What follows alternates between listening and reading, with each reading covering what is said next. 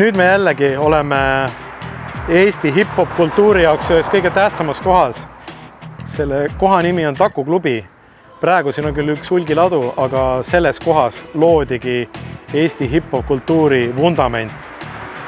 See oli koht, kus käisid koos noored, kes pääsesid sisse ainult flyieritega, sest sellel ajal, kui üritusi korraldati, polnud isegi olemas normaalset internetti, ei trükkimise võimalus või flyeril ainuke kommunikatsioonivahend. Siin toimusid kõik hip-hop algusaegade legendaarsed peod, see oli kuskil 94-95 hakkas siin peale, isegi varem natukene. Ja selles Taku klubis said alguse Eesti kõige tuntumad tänaseks tippu jõudnud DJ-d nagu Bad Shay, kellel on oma suur urban muusika ja R&B ürituste sari kogu Eestis. Mambo Seib, kes oli Bad Shay'ga koos, ka raadiosaadet tegi, Must esmaspäeva hip-hopera ja võib-olla kõige legendaarsemaks kujuks on kujunenud siin samas Taku klubis oma esimese ürituse teinud meie palvel B. Julm, kes ei olnud sellel hetkel DJ, vaid ta oli kuskilt endale kokku kogunud hulga igasuguseid plaate, mis sisaldas hip-hop muusikat. Me tegime talle ettepaneku, et ta võiksid tulla neid plaate mängida inimestele ka. Sellepärast isegi CD-plaadid 90. aastate alguses olid selline harudane asi, et kui sul olid CD-plaat, siis oli kõva vend. Ja siin toimusid kõige rajumad peod.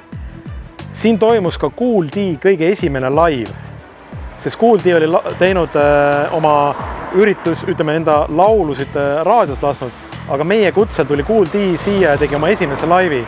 See maja oli puu püsti täis, kujutage ette see plats kõik siin, mis siin oli. See oli paksult rahvast täis. Selle koha peal, kus mina siin umbes seisan, põlesid tünnid ja paksult rahvast ümber maja igal pool. Kool D esimene live, siin käis legendaarne tantsutub Dancing Machine Tartust, kes on olnud selle hip-hop tantsu eestvedajad Eesti Vabariigis. Ja nad on juba eakad mehed, on ju. Siin on toimunud enamus tuntud DJ-de kasvulava on siin selles hoones olnud. Siin teisel korrusel toimusid üritused, kus oli tavaliselt 150 kuni 200 noort. Loomulikult siin käis igasugused ägedaid intsidente ka, sellepärast, et kuna selle kõik tööstusreoon siin ümberringi on küll nüüd maju ehitud, aga siin jõe ääres oli suur tööstusreoon, mis oli juba nagu maha jäetud. Ja see oli koht, kuhu nii vabatahtlikud inimesed tulla ei tahtnud, sellepärast sa pidid kedagi tundma, sest kui sa kedagi ei tundnud, siis sa võitsid sattuda kellegi löömingu ohvriks või võisid kellegi pasunasse saada. Sa pidid kedagi tundma, kui sa üritusele tulid.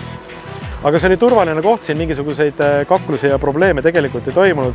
Võib-olla mõni intsident, kui politsei tuli uurima, et mis seltskond siin on ja kui seltskond ei tahtnud alluda, siis üks politseinik tõmbas isegi relva välja, siitis ühte isikut sellega rahustamaks seda seltskonda siin. Aga selles hoones siis on saanud alguse põhimõtteliselt kogu Eesti hip-hop kultuuri skeene või selline seltskond, kes siis on seda kultuuri vedanud ja kaasanud enda tegevusega väga paljusid inimesi ja mõjutanud oma muusikavalikuga väga paljusid inimesi. Aga me lähme järgmisse kohta ja te saate veel rohkem teada, mida ta Rabamoog kõik teinud on.